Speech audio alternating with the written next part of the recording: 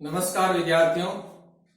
आज हम ऊष्मागतिकी से संबंधित 3 बिंदुओं पर चर्चा करेंगे, जिसमें हमारा पहला बिंदु रहेगा ऊष्मागतिकी के प्रथम नियम की सीमाएं। दूसरा बिंदु रहेगा ऊष्मागतिकी के द्वितीय नियम के विभिन्न कथन और तीसरा बिंदु रहेगा स्वतः प्रक्रम। इन 3 बिंदुओं के बारे में आज हम इस वीडियो में पढ़ेंगे। तो सबसे पहला बिंदु लेते हैं हम ऊष्मागतिकी के प्रथम नियम की सीमाएं।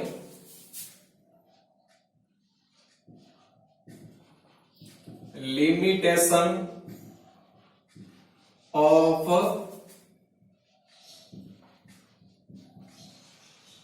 First law of thermodynamics.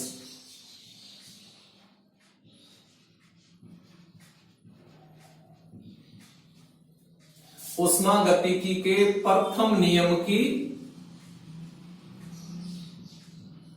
सीमाएं। तो देखो, ऊष्मागतिकी का प्रथम नियम ऊर्जा संरक्षण के सिद्धांत पर आधारित है, जिसे हम ऊर्जा संरक्षण का नियम भी कहते हैं। इस नियम के अनुसार ऊर्जा को न तो हम उत्पन्न कर सकते हैं और न ही नष्ट कर सकते हैं, बल्कि ऊर्जा को हम एक रूप से दूसरे रूप में रूपांतरित कर सकते हैं। अर्थात इस ब्रह्मांड की टोटल एनर्जी कांस्टेंट है। यही ऊष्मागतिकी का प्रथम नियम है। ऊष्मागतिकी के प्रथम नियम के परिणाम स्वरूप आंतरिक ऊर्जा एवं एंथैल्पी की अवधारणा का उद्भव हुआ। यानी ऊष्मागतिकी का जो प्रथम नियम है, यह प्रथम नियम इंटरनल एनर्जी एंड एंथैल्पी की अवधारणा के बारे में हमें बताता है, लेकिन इसकी कुछ लिमिटेशंस हैं, कुछ सीमाएं हैं। तो देखो, ऊष्मागतिकी के प्रथम नियम की कौन कौन सी सीमाएं हैं। तो ऊष्मागतिकी के प्रथम नियम की लिमिटेशन के बारे में यदि हम बात करें, तो ऊष्मागतिकी के प्रथम नियम की एक लिमिटेशन यह है कि यह नियम स्वतः प्रक्रमों के संपन्न होने की दिशा के बारे में नहीं बता सका। यानी हम जानते हैं कि स्वतः प्रक्रम ऐसे प्रक्रम होते हैं जो बिना किसी बाहरी सहायता के अपने आप ही संपन्न हो जाते हैं। तो ये जो स्वतः प्रक्रम होते हैं, जो स्पॉन्टेनियस प्रोसेस होते हैं, इनके संपन्न होने की दिशा क्या होती है, यानी किस दिशा में संपन्न होते हैं, इसके बारे में ऊष्मागतिकी का प्रथम नियम नहीं बता सका। तो ऊष्मागतिकी के प्रथम नियम की एक लिमिटेशन ये हो गई कि स्वतः प्रक्रमों के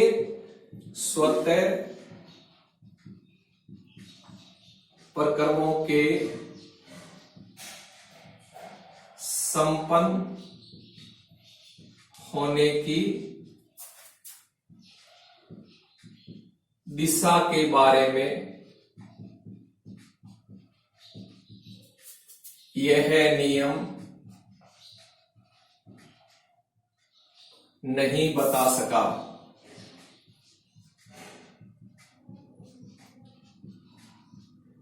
यानी ऊष्मागतिकी का जो प्रथम नियम है, यह नियम स्वतः प्रक्रमों के संपन्न होने की दिशा के बारे में नहीं बता सका।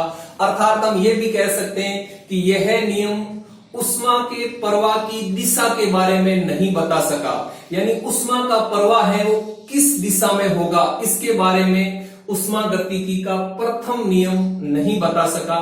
तो ऊष्मागतिकी के प्रथम नियम की एक लिमिटेशन ये हो गई कि यह नियम ऊष्मा के प्रवाह की दिशा के बारे में नहीं बता सका।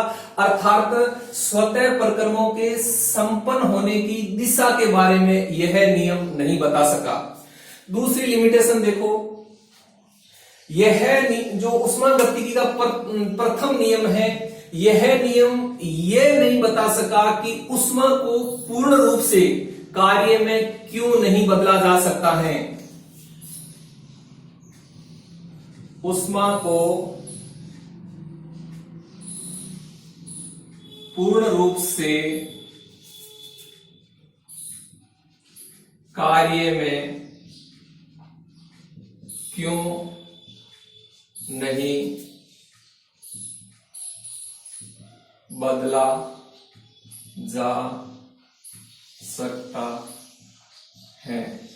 यानी जो उष्मा है, हीट है, उष्मा को पूर्ण रूप से कार्य में क्यों नहीं परिवर्तित कर सकते हैं, इसके बारे में उष्मागतिकी का प्रथम नियम नहीं बता सका। यानी उष्मा को पूर्ण रूप से कार्य में क्यों नहीं बदला जा सकता है, इसके बारे में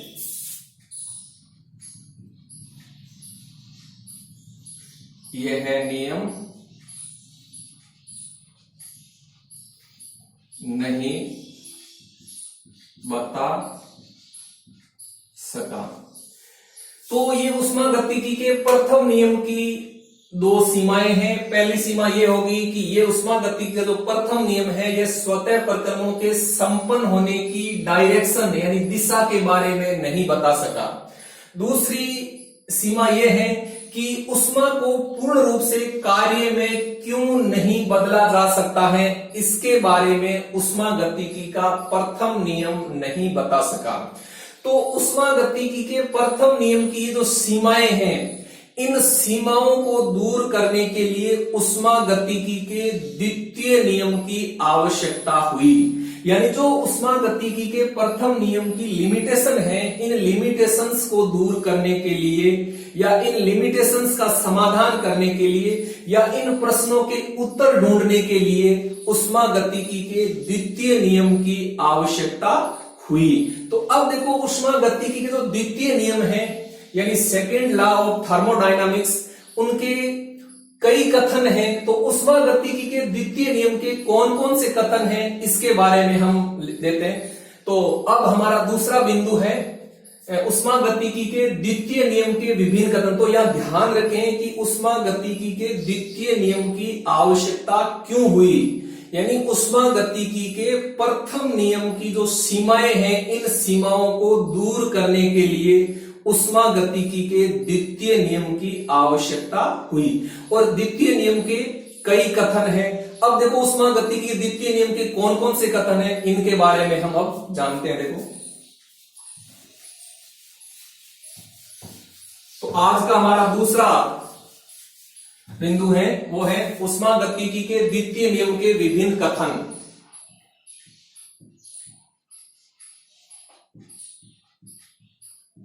different statements of second law of thermodynamics.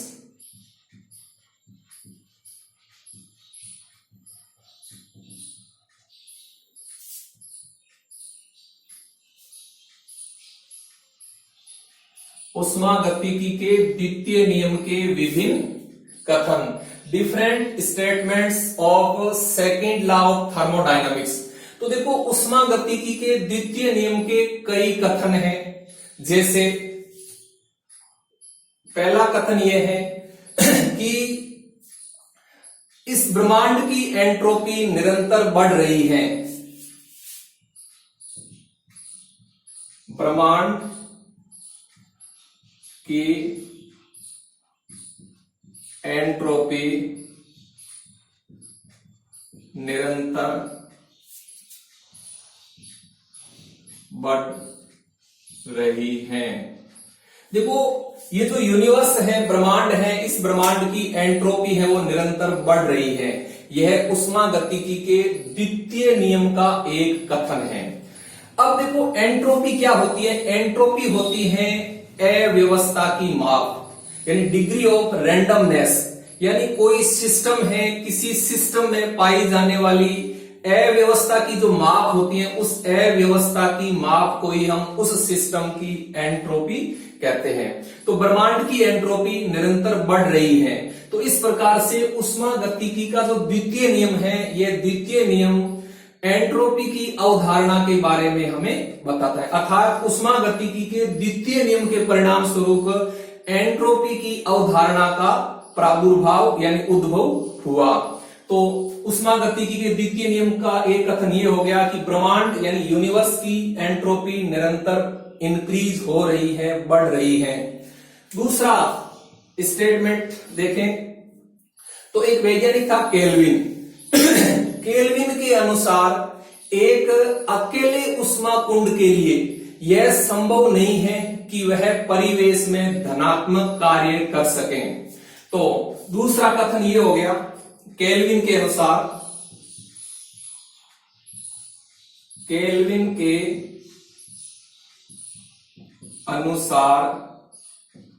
एक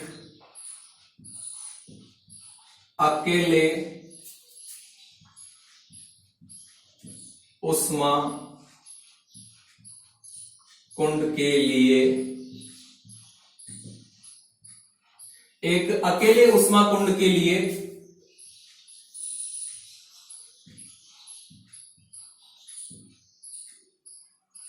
एक अकेले ऊष्मा कुंड के लिए यह संभव नहीं है कि वह परिवेश में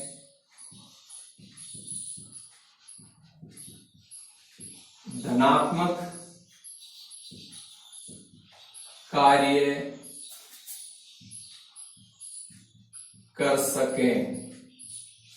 यानी कहने का अर्थ यह हो गया, केल्विन के अनुसार एक अकेले सिस्टम के लिए यह संभव नहीं है कि वह बिना कोई ऊर्जा नष्ट किए, यानी वह बिना ऊर्जा के नष्ट किए कार्य कर सकें, यानी बिना कोई ऊर्जा खर्च किए कार्य कर सकें, यह संभव नहीं है। यानी केल्विन के अनुसार एक अकेले ऊष्मा कुंड के लिए यह संभव नहीं है कि वह परिवेश में धनात्मक कार्य कर सके, यानी पॉजिटिव वर्क कर सकें। पॉजिटिव वर्क का अर्थ यह हो गया कि एक अकेले ऊष्मा कुंड के लिए यह पॉसिबल नहीं है कि वह कोई एनर्जी लिए बिना या बिना किसी एनर्जी के कार्य कर सकें। यानी कोई ऊष्मा कुंड है या कोई सिस्टम है, अगर कार्य करेगा तो वह कार्य तभी करेगा जब वह किसी ऊर्जा का उपयोग करेगा, यानी ऊर्जा का उपभोग करेगा। तो ऐसा सिस्टम या ऐसा ऊष्मा कुंड संभव नहीं है कि वे बिना कोई ऊर्जा लिए कार्य कर सकें। तो केल्विन के अनुसार एक अकेले ऊष्मा कुंड के लिए यह संभव नहीं है कि वह परिवेश में धनात्मक कार्य कर सकें। तो यह ऊष्मागतिकी के द्वितीय नियम का एक कथन है। तीसरे कथन की बात करें हम, तो एक वैज्ञानिक था क्लोसियस। तो क्लोसियस वैज्ञानिक के अनुसार किसी चक्रीय प्रक्रम के लिए यह संभव नहीं है कि वह बिना कोई कार्य खर्च किए ऊष्मा का प्रवाह कम ताप वाले ऊष्मा कुंड से अधिक ताप वाले ऊष्मा कुंड की ओर कर दें। तो तीसरा देखो स्टेटमेंट क्या है, क्लोसियस के अनुसार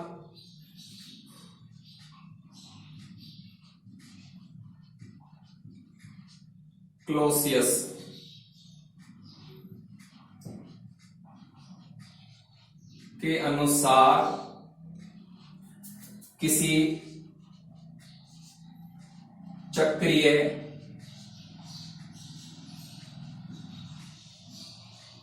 प्रक्रम के लिए, क्लोसियस के अनुसार किसी चक्रीय प्रक्रम के लिए यह संभव नहीं है कि वह बिना कोई कार्य खर्च किए, कि वह बिना कोई कार्य खर्च किए ऊष्मा का प्रवाह कम ताप वाले ऊष्मा कुंड से अधिक ताप वाले उष्मा कुंड की ओर, अधिक ताप वाले उष्मा कुंड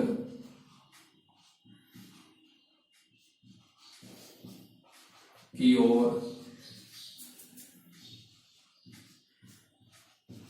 कर दें। यानी देखो, क्लोसियस के अनुसार किसी चक्रीय प्रक्रम के लिए यह संभव नहीं है कि वह बिना कोई कार्य खर्च किए या बिना कोई वर्क खर्च किए, बिना कोई कार्य खर्च किए उष्मा का प्रवाह कम ताप वाले उष्मा कुंड से अधिक ताप वाले उष्मा कुंड की ओर कर दें। यानी कहने का अर्थ यह हो गया कि किसी चक्रीय प्रक्रम के लिए, किसी साइक्लिक प्रोसेस के लिए यह पॉसिबल नहीं है कि वे बिना कोई कार्य खर्च किए उष्मा का प्रवाह कम ताप से अधिक ताप की ओर कर दें। ये किसी चक्रीय प्रक्रम के लिए पॉसिबल नहीं है। तो इस प्रकार से उष्मा गतिकी के द्वितीय नियम के ये विभिन्न कथन हैं। तो यहां मैंने आपको उष्मा गतिकी के सेकंड लॉ यानी द्वितीय नियम के 3 कथन बताए हैं। पहला कथन ये है कि जो सबसे प्रमुख है, ब्रह्मांड यानी यूनिवर्स की एंट्रोपी निरंतर बढ़ रही है। दूसरा कथन केल्विन के अनुसार एक अकेले उष्मा कुंड के लिए यह संभव नहीं है कि वह परिवेश में धनात्मक कार्य कर सके। तीसरी जो स्टेटमेंट है, जो तीसरा कथन है, वो क्लोसियस के अनुसार है। क्लोसियस के अनुसार किसी चक्रीय प्रक्रम के लिए यह पॉसिबल नहीं है कि वह बिना कोई कार्य खर्च किए, बिना कोई कार्य खर्च किए उष्मा का प्रवाह कम ताप वाले उष्मा कुंड से अधिक ताप वाले उष्मा कुंड की ओर कर दें। तो इस प्रकार से उष्मा गतिकी के द्वितीय नियम के ये विभिन्न कथन हैं। तो ये हमारा दूसरा बिंदु आज का एंड हो गया, उष्मा गतिकी के द्वितीय नियम के विभिन्न कथन। तो यह ध्यान देना, उष्मा गतिकी के द्वितीय नियम के परिणाम स्वरूप एंट्रोपी की अवधारणा का उद्भव हुआ। अब हम लेते हैं स्पॉन्टेनियस प्रोसेस यानी स्वतः प्रक्रम।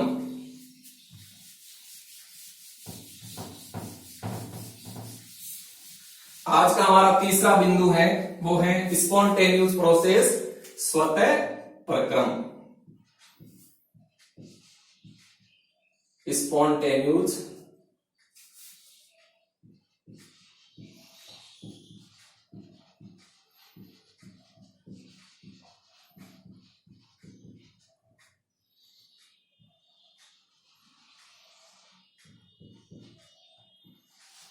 तो देखो, स्वतः प्रक्रम क्या होते हैं। सबसे पहले हम स्वतः प्रक्रम की परिभाषा देखते हैं। तो देखो, ऐसे प्रक्रम जो बिना किसी बाहरी सहायता के अपने आप ही एक निश्चित दिशा में चलकर संपन्न हो जाते हैं, स्वतः प्रक्रम कहलाते हैं।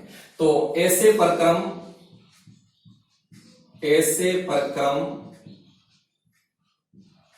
जो कि बिना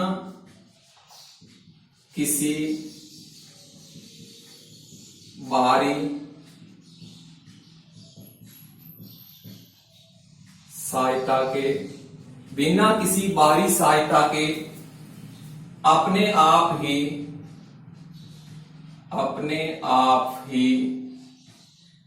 एक निश्चित दिशा में चलकर एक निश्चित दिशा में चलकर संपन्न हो जाते हैं। तो देखो, स्पॉन्टेनियस प्रोसेस यानी स्वतः प्रक्रम की परिभाषा क्या होगी। ऐसे प्रक्रम जो बिना किसी बाहरी सहायता के अपने आप ही यानी स्वतः ही एक निश्चित दिशा में चलकर संपन्न हो जाते हैं, उन्हें हम स्पॉन्टेनियस प्रोसेस यानी स्वतः प्रक्रम कहते हैं। और ऐसे प्रक्रम जिनको संपन्न होने के लिए किसी बाह्य साधन की, किसी बाहरी सहायता की आवश्यकता होती है, यानी जो अपने आप संपन्न नहीं हो सकते हैं, जिनको संपन्न होने के लिए किसी बाह्य साधन की आवश्यकता होती है, उन प्रक्रमों को हम अस्वतः प्रक्रम, नॉन स्पॉन्टेनियस प्रोसेस कहते हैं। तो यहां हम पढ़ रहे हैं स्पॉन्टेनियस प्रोसेस, स्वतः प्रक्रम, यानी ऐसे प्रक्रम जो बिना किसी बाह्य साधन के अपने आप ही एक निश्चित दिशा में चलकर संपन्न हो जाते हैं, उन्हें हम स्पॉन्टेनियस प्रोसेस या स्वतः प्रक्रम कहते हैं। अब देखो स्वतः प्रक्रम की हम उदाहरण की बात करें कि इनके कौन कौन से एग्जाम्पल्स हो सकते हैं।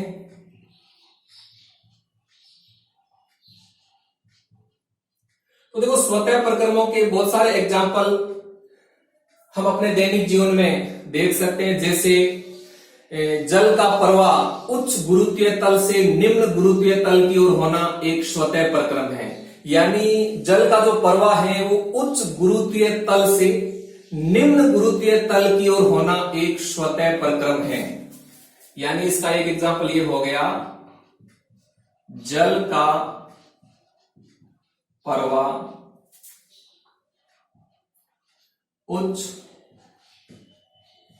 गुरुत्वीय तल से निम्न गुरुत्वीय तल की ओर होना, ये एक स्वतः प्रक्रम, एक स्पॉन्टेनियस प्रोसेस है। यानी जो जल का प्रवाह है, जल का प्रवाह उच्च गुरुत्वीय तल से निम्न गुरुत्वीय तल की ओर स्वतः ही हो जाता है। इसके लिए हमें किसी बाह्य साधन की आवश्यकता नहीं है। लेकिन यदि हमें इसका अपोजिट करना है, विपरीत करना है, तो उसके लिए हमें किसी बाह्य साधन की आवश्यकता पड़ेगी। जैसे मान लीजिए हमें पानी को मकान के ऊपर चढ़वाना है, मकान के ऊपर टंकी में चढ़वाना है, तो इसके लिए मोटर की आवश्यकता होगी। पानी अपने आप निम्न गुरुत्वीय तल से उच्च गुरुत्वीय तल की ओर नहीं जाएगा। अर्थात ये जल का प्रवाह निम्न गुरुत्वीय तल से उच्च गुरुत्वीय तल की ओर करना है, तो उसके लिए हमें मोटर या किसी अन्य बाह्य साधन की आवश्यकता पड़ेगी, तो वो हो जाएगा अस्वतः प्रक्रम। लेकिन जल का प्रवाह उच्च गुरुत्वीय तल से निम्न गुरुत्वीय तल की ओर होना, ये एक स्वतः प्रक्रम है। यह प्रक्रम अपने आप ही संपन्न हो जाता है, इसके लिए किसी बाह्य साधन की आवश्यकता नहीं होती है। दूसरा एग्जाम्पल की बात करें तो उष्मा का प्रवाह उच्च ताप से निम्न ताप की ओर होना, उष्मा का प्रवाह उच्च ताप से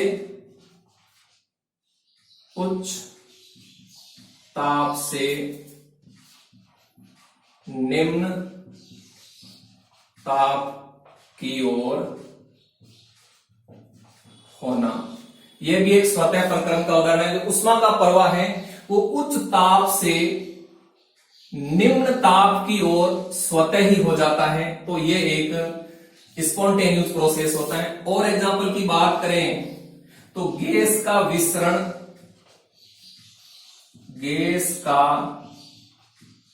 जो विसरण है वो उच्च दाब से निम्न दाब की ओर,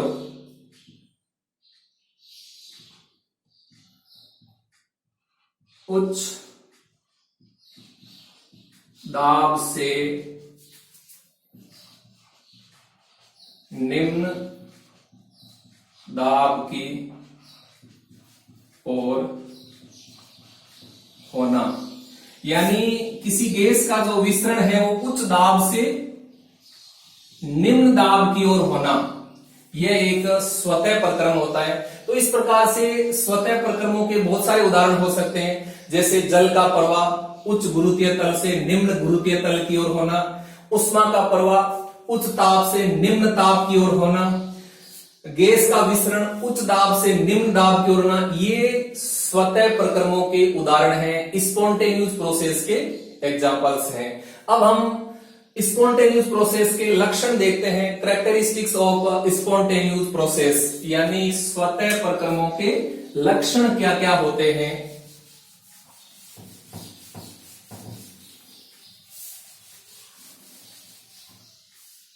यानी स्वतः प्रक्रमों के लक्षण की बात करें हम, तो पहला लक्षण हम ये बता सकते हैं कि स्वतः प्रक्रम अनुत्क्रमणीय होते हैं, जो एक ही दिशा में संपन्न होते हैं और साम्य अवस्था की ओर अग्रसर होते हैं। यानी जो स्पॉन्टेनियस प्रोसेस होते हैं ये अनुत्क्रमणीय होते हैं, इरिवर्सिबल होते हैं, अनुत्क्रमणीय होते हैं, जो कि एक ही दिशा में चलते हैं, एक ही दिशा में चलते हैं और साम्य अवस्था की ओर अग्रसर होते हैं, साम्य अवस्था की ओर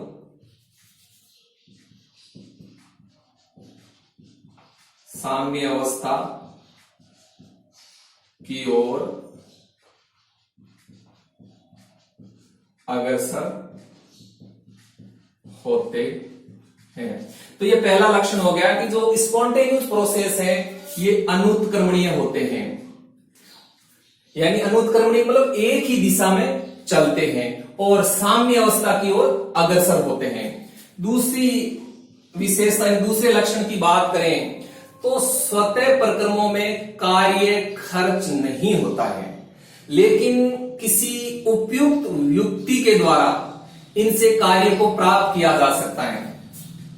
यानी इनमें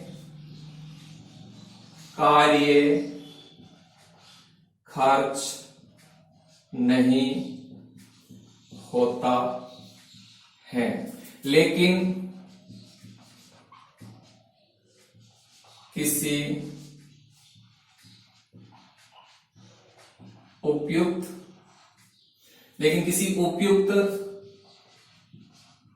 उपयुक्त युक्ति को